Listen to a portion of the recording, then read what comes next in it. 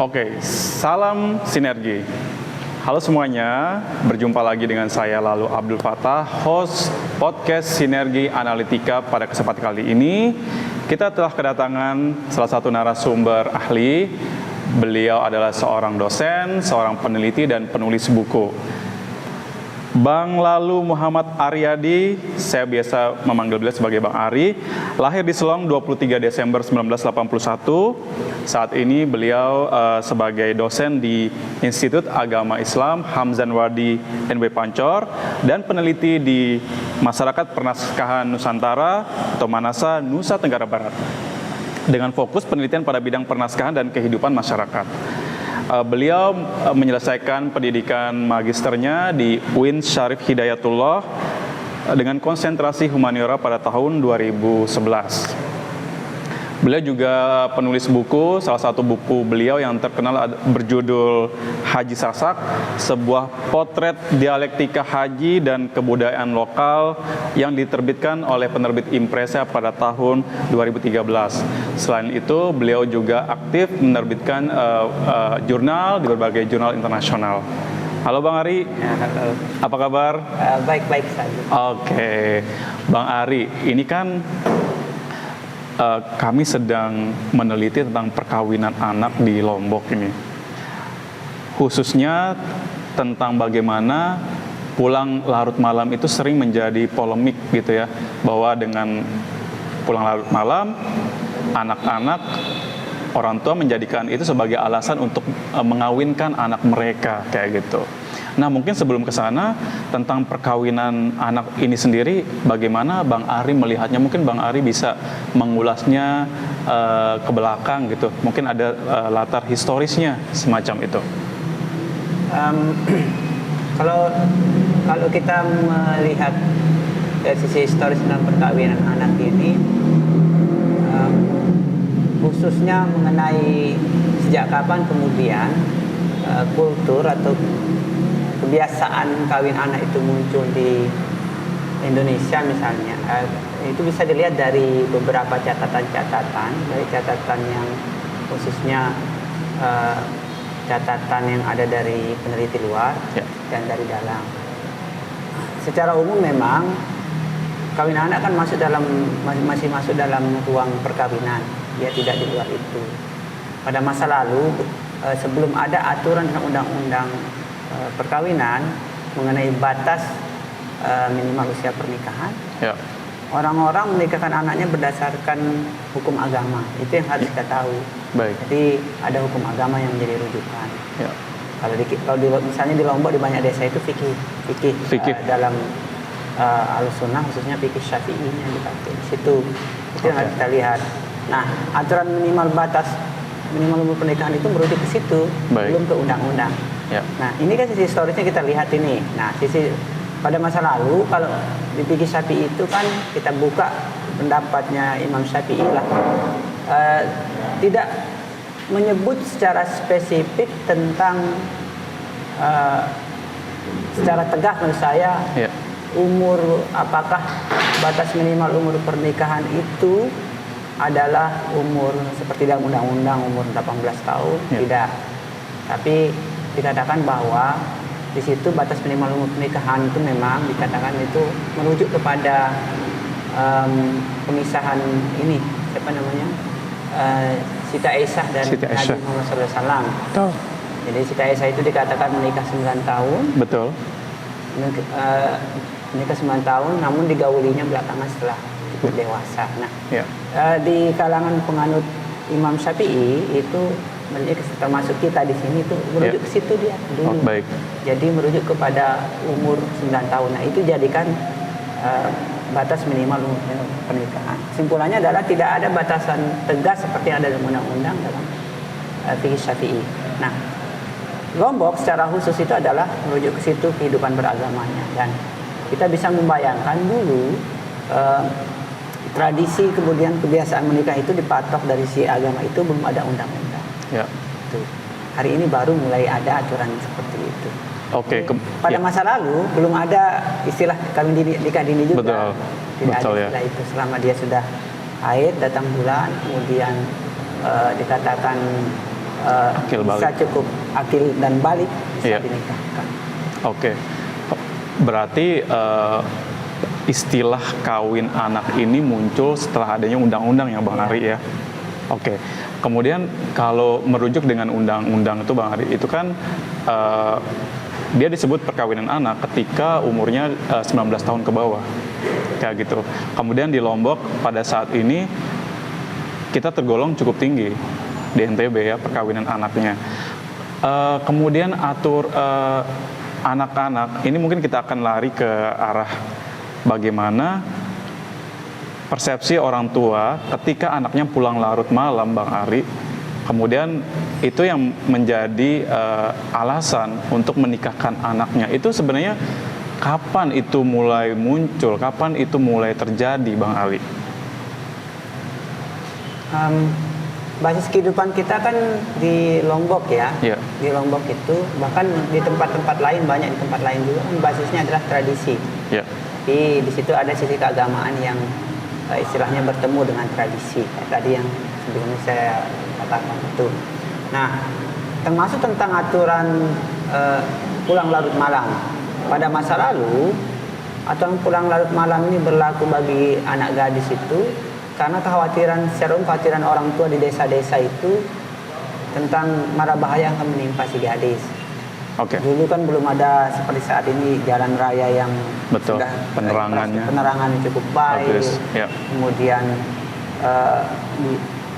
masih cenderung kemudian istilahnya banyak dikhawatirkan banyak pencuri atau Betul. begal itu. Kriminal ya. Tingkat kriminal, walaupun memang tidak ada catatan tentang tingkat kriminalitas pada masa lalu.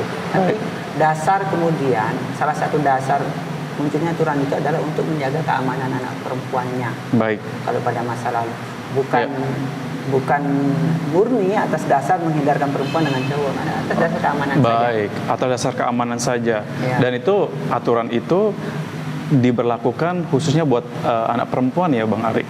Secara khusus buat perempuan. Baik. Karena memang kita ini istilahnya pandangan di Lombok ini kan patriarki, jadi kita masyarakat patriarki, Betul. di mana laki-laki menjadi pengatur dan perempuan cenderung menjadi istilahnya, saya tidak mengatakan sebagai makhluk ya, Ya. sebagai manusia yang harus diatur secara khusus. Sebagai manusia yang harus diatur Ya. itu perempuan ya. Perempuan yang pokok yang harus diatur. Itu memang karena patriarki itu mempengaruhi banyak hal. Oke.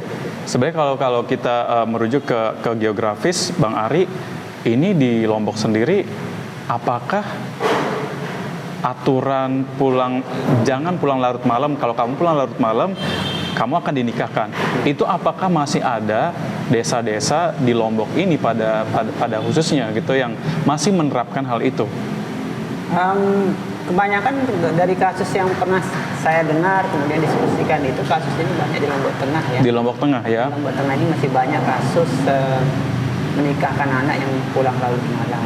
Kalau di Lombok Timur jarang terdengar lah. Baik. Walaupun ada beberapa desa yang masih memberlakukan itu. Contohnya misalnya di Pademaren, misalnya atau di Kota Raja yang ada kampung adatnya seperti itu. Oke, jadi ini sebenarnya kenapa banyak di Lombok Tengah? Apakah apa yang memengaruhi dia Bang Ari sehingga aturan ini lebih banyak diterapkan di desa-desa di Lombok Tengah dibandingkan di Lombok Timur? Kita mesti merujuk ke sisi historis lagi di sini karena tadi itu awal mula pembuka itu kan tentang tradisi keagamaan. Betul. Pada masa lalu kan belum ada kabupaten. Ya. Jadi pemilahan Kabupaten Lombok Timur, Lombok Tengah itu setelah Belanda datang. Tidak ada istilah Kabupaten Lombok, apalagi Lombok Utara, Lombok Barat. Ya. Lombok Timur, jadi kalau misalnya kita melihat kisah-kisah tua dan naskah misalnya, dulu itu ada namanya disebut dengan Batjuring dan Timuk Juring. Oke, Batjuring sama Timuk Juring. Jadi dulu ada juring itu. Juring itu apa, Bang? Jadi itu menunjuk kepada satu wilayah. Di situ satu wilayah khusus di mana ada hutan, ada ngarai di situ. Ngarai. Kalau kita lihat itu sekarang di Lombok Barat kan perbatasan pinggir Aceh Pesangan. Oh iya. Ya. Nah itu Bajuring itu kelompok utara, Timur Juring itu tidak ada istilah kabupaten. Nah, di Timur Juring ini kan sekarang menjadi Lombok Tengah, Lombok Timur itu ditempati oleh berbagai kelompok desa. Nah, oleh misalnya peneliti itu disebut dengan supra village namanya. Supra village ini adalah desa besar yang disatukan oleh silsilah keluarga. Gitu. Nah, silsilah keluarga dan dialek. Jadi tidak seperti desa pada masa saat ini yang hanya satu saja, tapi dia bisa menyebar kemana saja. Nah, mengenai kemudian tadi aturan istilahnya pulang larut malam, kemudian nikahkan, bahkan kawin lari lah kita katakan. Kawin yang diculik itu banyak banyak pada masa lalu banyak diterapkan pada desa dengan misalnya dialek Meriak-Meriku misalnya. Ini beda dengan konteks yang di Aimal dengan dialek yang berbeda. Itu penerapan tentang kawin lari itu jarang terdengar sejak dulu. Jadi menyimpulkan bahwa tradisi kawin lari adalah dilakukan oleh semua desa di Lombok itu adalah kurang tepat. Baik. Karena tadi ada sisi historisnya ya, Bang, dan itu terkait dengan bagaimana desa-desa itu terbentuk dengan bahasa dan dialek mereka, dan itu memengaruhi aturan yang dibentuk di situ ya dan diterapkan di situ. Dengan aturannya masing-masing dan kekhasannya masing-masing. Oke, kita jeda sejenak, Bang Ari.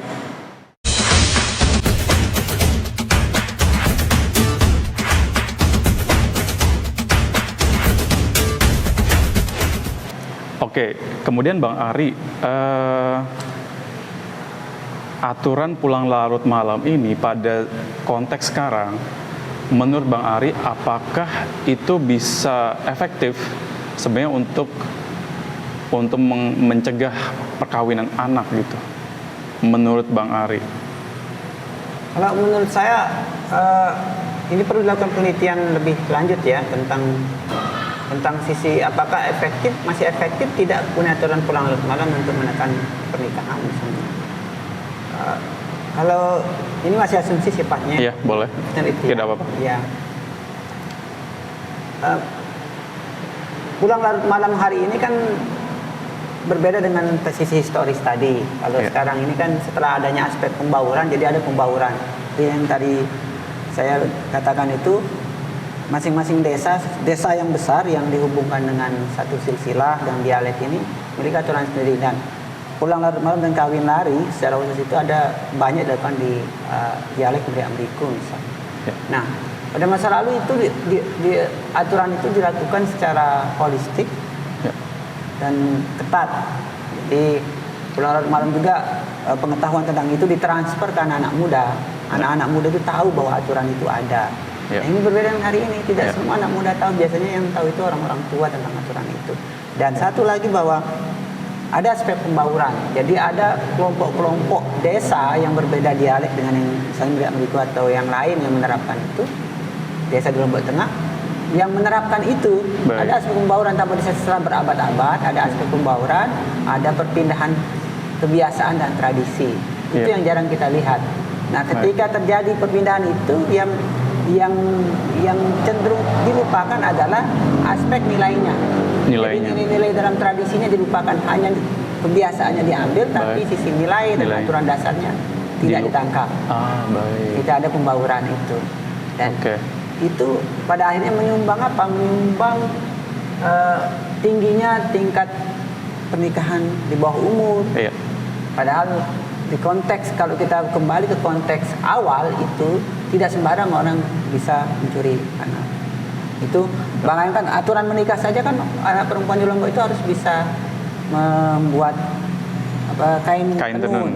Betul. Dan kain tenun itu bertahun-tahun. Terus anak laki-laki kan harus bisa mengatur ternaknya kerbau dengan jumlah tertentu, dan itu bertahun-tahun. Jadi setelah dia persyaratan terpenuhi itu baru dia bisa menikah. Jadi tidak hanya tentang masalah pulang larut malam, begitu tentang dia kawin lari, tapi untuk bisa melakukan itu harus ada syarat yang harus dipenuhi. Nah, itu yang nilai-nilai dasar seperti itu yang tidak tertangkap di aspek pembauran terjadi. Apa yang dilakukan? Kebiasaan itu masih kuat dan bahkan menyebar, tapi unsur nilainya tidak ada. Oke. Kemudian kira-kira apakah itu memungkinkan Bang Ari itu bisa dikembalikan lagi gitu loh. Artinya kayak tadi anak-anak mudanya diberikan tugas ya. Kalau kamu mau menikah, kamu harus menyelesaikan tenunan kamu untuk yang perempuan. Kalau anak laki-laki, kamu harus menggembalakan sapi sampai dia bisa berjumlah sekian ekor kayak gitu. Apakah itu masih ada kesempatan untuk mengembalikan itu lagi gitu? Saya kira agak sulit ya karena konteks dunia modern hari ini. Apalagi saat ini kan anak-anak lahir dengan HP di tangannya. Ya. Dunia digital lah gitu. Betul. Anak-anak sudah memegang HP, sudah baru lahir sudah ada internet gitu. Betul. Beda dengan misalnya generasi tahun 70, Ya. itu sebelumnya.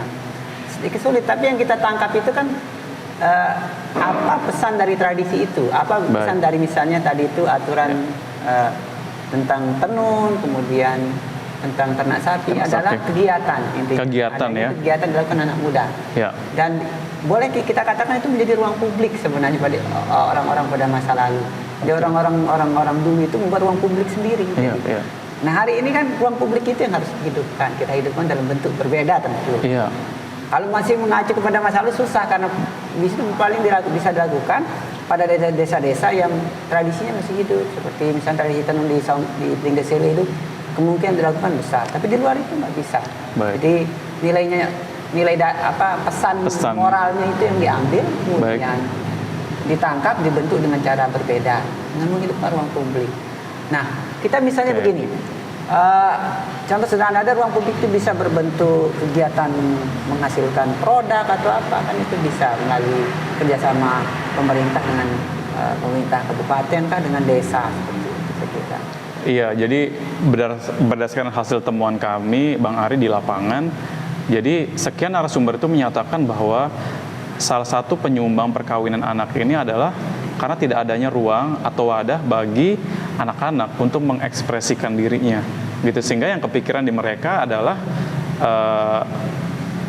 apalagi mereka tidak punya bayangan masa depan ya, dan dalam sisi yang lain sekolah dianggap mungkin tidak memberi sumbangsih untuk kemajuan mereka di masa depan, sehingga yang terjadi adalah jadi deh saya kawin aja deh gitu. Itu yang terjadi. Sementara lulus sekolah pun tidak ada jaminan masa depan dan tidak ada juga wadah yang atau ruang publik tadi untuk menampung aktivitas-aktivitas semangat energi anak muda ini gitu. Itu yang terjadi Bang Ari. Kemudian kalau kasusnya begitu, apa rekomendasi dari Bang Ari? Apa yang harus dilakukan gitu? Artinya di Lombok ini secara umum ya, apalagi khususnya di desa-desa, karena perkawinan anak ini juga sebenarnya terjadi di desa. Menurut saya langkah pertama dilakukan itu adalah penguatan data dulu sebenarnya. Penguatan data? Iya, karena memang kalau data tentang tingkat kawin anak ada, ya. Tapi kemudian akar atau sebabnya itu kan belum ada. Jadi menurut saya kebanyakan data-data itu data kualitatifnya yang kurang. Baik. Itu perlu diselaraskan. Di banyak negara maju itu selalu ada dua data itu, data kuantitatif, kualitatif. Ya. Contoh sederhana misalnya ketika ini kan negara maju contohnya, ketika pihak Belanda mau menambah jalur sepeda, ya. itu penelitiannya 6 bulan bahkan lebih. Oh gitu. Jadi karena memang di situ dia perlu data kuantitatif, data kualitatif. Nah kita jangan hanya merujuk ke kuantitatif kualitatifnya untuk tahu lebih dalam tentang pola, bagaimana sih polanya ini. Baik. Kemudian sebabnya itu kira-kira kita kemudian nanti ke depan mau melakukan apa. Satu itu penguatan dulu. Baru setelah ada data kan kita bisa melihat itu, kemudian menentukan mau melakukan apa. Yeah. Nah, banyak hal bisa dilakukan tentu, tapi dengan kerjasama berbagai pihak, kolaborasi antara pemerintah kabupaten, provinsi, kabupaten dengan desa.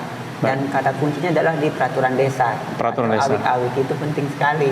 Menghidupkan lagi tradisi awik-awik di desa, kemudian menghidupkan lagi masalah aturan lokal terkait tentang pengamanan desa itu penting. Di banyak desa sekarang sudah mulai tidak ada. Oke, sudah mulai tidak ada, Bang Ari. Kemudian, tapi masih ada kesempatan untuk menghidupkan itu lagi, kan? Maksud saya itu dengan adanya berbagai permasalahan yang muncul, kemudian oke, kita kuatkan tidak harus lewat perda, perdes, tapi juga lewat awik-awik gitu. Itu kemungkinan untuk menghidupkan kembali awik-awik itu apakah ada, Bang Ari? Masih ada itu saya kira masih kuat untuk awik-awik, cuma tantangannya adalah untuk masyarakat kota ya, seperti misalnya di Pancor, Selong itu tidak mudah karena beda konteks, makanya bisa beriring bersama antara peraturan desa dengan atau peraturan kelurahan dengan awik-awik itu, karena banyak desa menjadi kota hari ini. Itu tantangan terberatnya ya. Desa milik kota. Tapi menarik sekali kemudian menghidupkan awik-awik yang dalam bentuk baru itu untuk nanti tentu di dalam awik-awik itu melibatkan istilahnya jangan hanya melibatkan misalnya tokoh-tokoh dan masyarakat, tentu dengan orang tua dan anak kalau memungkinkan. Buat awik-awik model seperti itu. Wah, menarik. Iya, harus melibatkan orang tua dan anak, ada nanti diisi di situ dengan termasuk awik-awik terkait dengan pendidikan dan lain-lain. Oke, Bang Ari, kita jeda dulu ya. Ini menarik nih tentang awik-awik. Nanti kita akan kupas lebih lanjut lagi.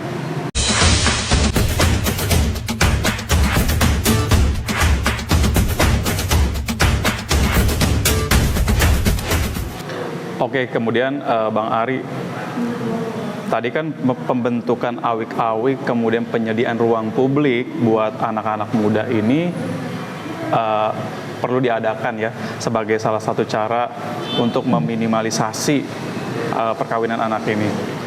Kalau Bang Ari sendiri melihatnya bagaimana dengan yang ada di Lombok gitu, secara khusus ya, apakah sudah memadai ruang-ruang publik itu gitu?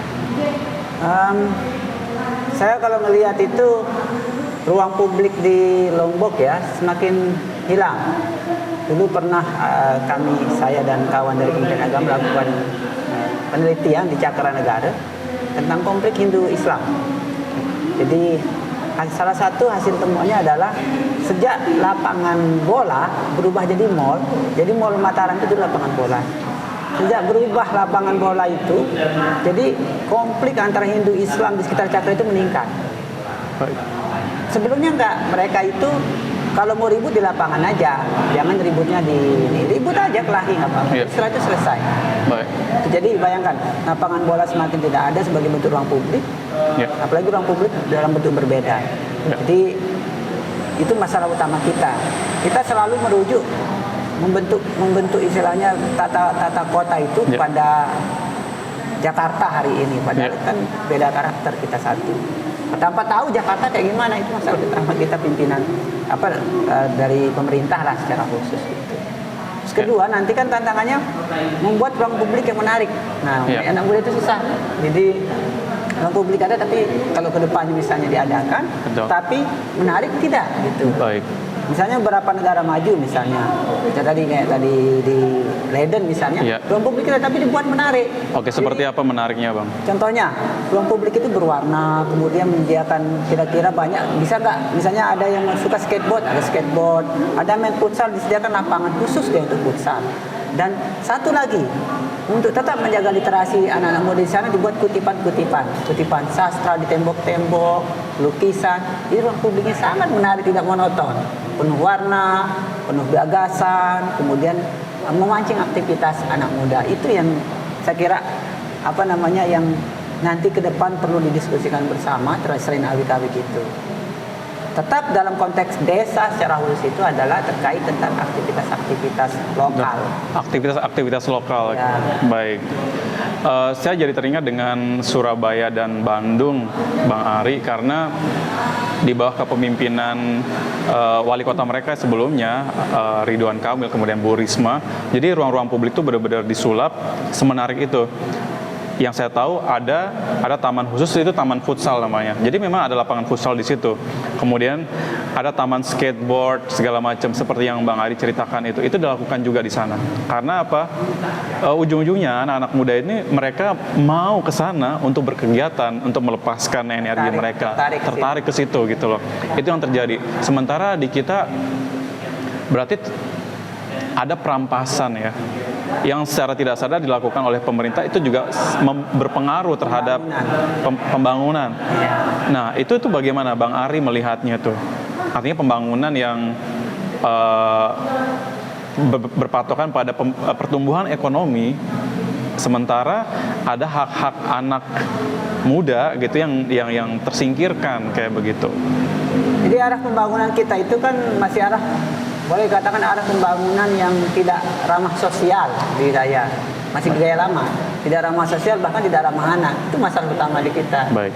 Ya, pembangunan selama itu menguntungkan dilakukan. Tapi pertimbangan lain itu nanti. Terus memang ada AMDAL, analisis dampak lingkungan terkait, tapi tentang ramah sosial, ramah anak itu ada nggak pembahasan di situ sebelum membangun di situ. Itu pokok yang harus ke depan disuarakan gitu, bagaimana pembangunan itu bersinergi dan konteks kepentingan berbagai kelompok anak muda, jangan hanya kepentingan pengusaha saja. Baik. Jadi di kota-kota seperti Bandung boleh mulai melakukan itu karena berkaca ke negara maju masalah. Iya itu. Berarti apa yang kira-kira harus dilakukan ke depannya Bang Ari? Artinya ini kan tadi Bang Ari ada yang tidak ikut dilibatkan di dalam proses pembangunan itu. Tadi Bang Ari sempat menyebutkan aspek-aspek sosialnya ya. Aspek anak juga. Iya, aspek sosial dan anaknya. Kemudian mungkin antropolog juga tidak dilibatkan di situ. Kemudian apa yang harus kita lakukan berikutnya Bang Ari? Nah, masalahnya kan adalah sering informasi itu tersumbat. Jadi maksudnya gini, orang-orang memimpin di pemerintah dengan keterbatasan pengetahuannya tidak mendapati informasi. Orang-orang di bawah punya informasi tidak bisa menyampaikan informasi ke atas. Nah, membuat media kemudian mempertemukan dua sisi ini penting, saya kira. Jadi antara mempertemukan orang-orang memiliki informasi tambahan, informasi yang menarik ini ke orang-orang memimpin di pemerintah. Tentu orang-orang memimpin pemerintah itu harus bisa menghargai yang di bawah di situ. Baik. Soalnya sering terjadi konflik itu karena tidak ada penghargaan. Tidak ada penghargaan. Apresiasi. Baik. Dari sisi pemerintah kurang apresiasi terhadap suara-suara di bawah. Nah, menyediakan media atau menyediakan cara mempertemukan dua pihak ini penting. Baru bisa bicara tentang banyak hal saya kira di situ. Oke. Nah, ini mungkin pertanyaan terakhir Bang Ari ya. Untuk kaum muda nih, terkait dengan perkawinan anak di Lombok, ada saran atau ada masukan atau ada rekomendasi yang Bang Ari ingin sampaikan kepada mereka sehingga mereka bisa menunda perkawinan mereka kayak gitu? Kalau untuk misalnya anak-anak muda sekarang, saya dari saran lah sebentuk saya itu bahwa lebih baik istilahnya tidak memikirkan untuk menikah terlalu cepat, karena konteks istilahnya tantangan di masa sekarang semakin berat, kemudian persaingan itu semakin ketat dan termasuk ketersediaan pangan. Jadi itu harus dipertimbangkan banyak hal untuk menikah dengan cepat. Jadi pada akhirnya perlu mereduksi sedikit keyakinan bahwa rezeki itu datang sendiri. Ya, rezeki kan dicari, itu saya kira bagi anak muda. Tentu anak muda juga yang di bawah generasi yang sekarang kita gitu perlu banyak membaca lah untuk menyerap informasi. Tambah justru dengan banyak membaca pikiran itu hilang. Itu banyak membaca dong gitu supaya pikiran untuk macam-macam yang aneh-aneh itu menikah termasuk menikah cepat itu hilang. Baik. Untuk pemerintah yang tadi, pemerintah itu harus peka ya dengan itu ya. Peka dengan sisi sosial dan sisi termasuk sisi anak ya. Dalam khususnya terkait pembangunan dan banyak aspek di pemerintah. Oke, Bang Ari, terima kasih banyak atas obrolannya. Ini menarik sekali buat saya karena penguatan literasi, kemudian keterlibatan pemerintah, orang tua, pihak desa, itu semua harus bekerja sama untuk melakukan ini. Tidak bisa nafsi-nafsi atau sendiri-sendiri ya Bang Ari ya. Ya, kolaborasi penting. Kolaborasi ya. Kolaborasi dan komunikasi. Kolaborasi dan komunikasi ya, itu penting, itu kuncinya ya. Kuncinya di situ. Kolaborasi dan komunikasi sehingga transfer pengetahuan itu bisa lancar ya, tidak terjadi sumbatan informasi tadi. Oke. Kawan Sinergi Analitika, terima kasih banyak sudah menyaksikan podcast kami. Semoga podcast ini bermanfaat buat Anda semuanya. Terima kasih.